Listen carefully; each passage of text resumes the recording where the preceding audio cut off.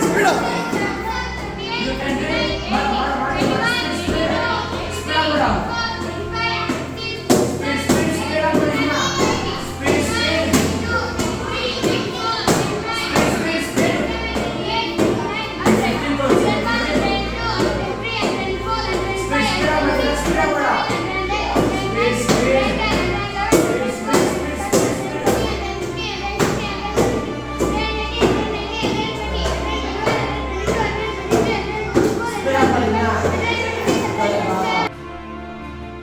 ಈತ ದೊಡ್ಡಬಳ್ಳಾಪುರದಲ್ಲಿರುವ ಲೋಕೇಶ್ ಟೈಕೊಂಡೋ ಅಕಾಡೆಮಿಯಲ್ಲಿ ತರಬೇತಿಯನ್ನ ಪಡೆಯುತ್ತಿದ್ದಾನೆ.